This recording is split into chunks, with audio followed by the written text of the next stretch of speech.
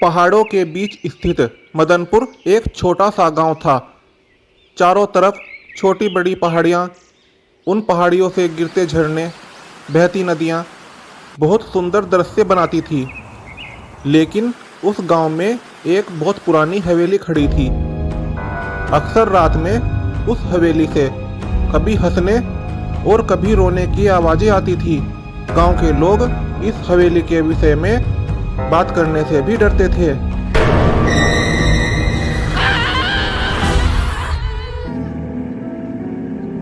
एक दिन की बात है। सैम इसी गांव में अपने मामा के यहाँ कॉलेज की छुट्टियों में घूमने आता है। बस भाई यहीं रुको, मदनपुर आ गया। हाँ बस ठीक है। ये मामा जी कहाँ रह गए? वो तो मुझे यहाँ लेने आने वाले थे। फोन मिलाकर देखता हूँ। मामा जी, आपने मुझे गांव के बाहरी रास्ते पर मिलने के लिए बोला था, लेकिन आप तो यहाँ आए ही नहीं हो। अरे बेटा, मैं बस पहुँचने ही वाला हूँ, बस 2 मिनट में। सैम वहीं बैठकर मामा का इंतजार करने लगता है। तभी सैम के मामा वहां आ जाते हैं।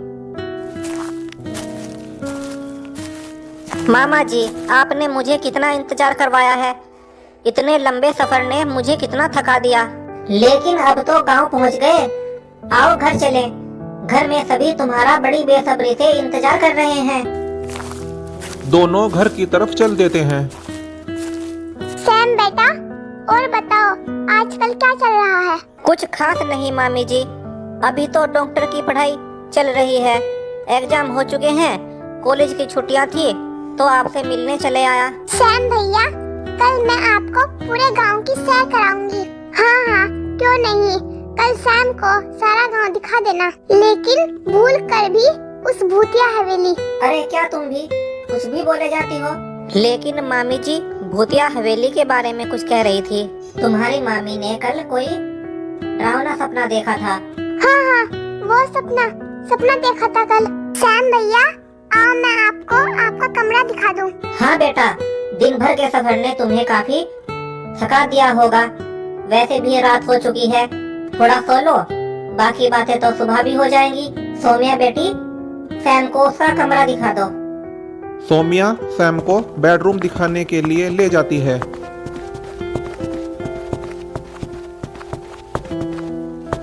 ये तुम्हारा कमरा है, आराम से सो जाओ। सोमिया वहां से चली जाती है। सैम काफी थका हुआ था। वह बेड पर लेट जाता है। थोड़ी देर बाद ही उसे नींद आ जाती है। लेकिन जैसे ही रात के 12 बजते हैं,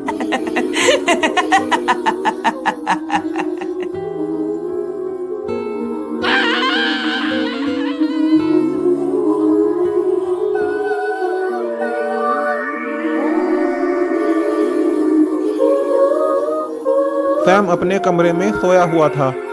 रहस्यमयी आवाजों से उसकी नींद खुल जाती है।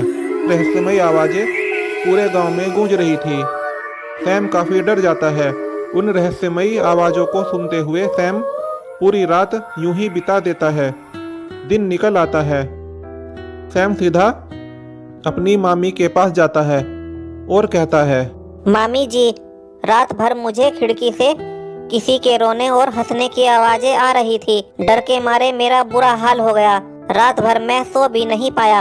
आवाजें? कैसी आवाजें? हमने तो कोई आवाज नहीं सुनी। तुमने कोई बुरा सपना देखा होगा। नहीं मामी जी, वो आवाजें तो पूरे गांव में गूंज रही थी। आप भी तो कल किसी भूतिया हवेली के बारे में। तुम भी ना। वो तो मैं किसी बुरे सपने के बारे में बात कर रही थी। अपने सवाल का जवाब पाने के लिए सैम बहुत परेशान था। कोई भी मेरे सवाल का सही जवाब नहीं दे पा रहा है। अरे हाँ, सोमिया ही मुझे सच्चाई बता सकती है। सैम सोमिया के पास जाता है और कहता है, सोमिया, अगर तुमने मुझे सारी बात सच सच बताई तो मैं तुम्हें ढेर सारी चॉकलेट दूंगा। चॉकलेट? वाह, जल्दी पूछो जो पूछना है। सारी रात पूरे गांव में एक रहस्यमयी आवाज गूंजती रही। वो किसकी आवाज है? क्या तुमने भी वो आवाज़ें सुनी? क्या तुम इस बारे में जानती हो?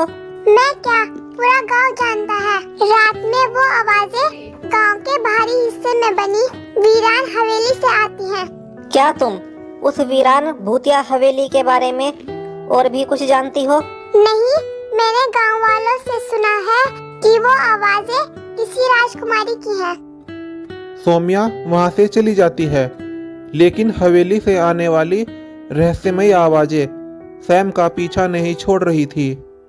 कुछ भी हो जाए, मैं आज रात उस हवेली में जाऊंगा। रात होने पर सैम घर से निकलता है और सुनसान रास्ते से होता हुआ उस हवेली की तरफ चल देता है।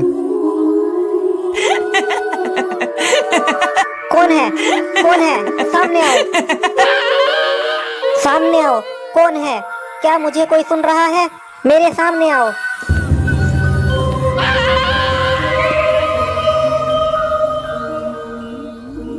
हिम्मत करके सैम उस हवेली के पास पहुंच जाता है।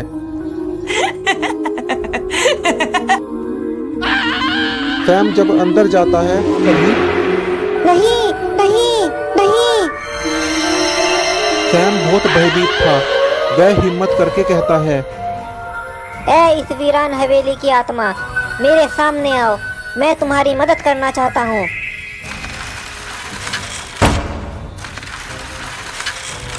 ए ऊपर वाले, मेरी रक्षा करो। चले आओ, चले आओ, चले आओ। सैम उस आवाज का पीछा करते हुए चले आओ, आगे बढ़ता है तो वह चले देखता है आओ, कि वो आवाज चले एक दर्पण आओ। से आ रही थी। सैम उस दर्पण के सामने जाता है तो उसे उसमें अपनी ही सूरत दिखती है। यह तो सामान्य दर्पण है, लेकिन आवाज तो यहीं से आ रही थी। लेकिन तभी अरे, ये खून के निशान तो गायब हो गए। ये सब क्या है?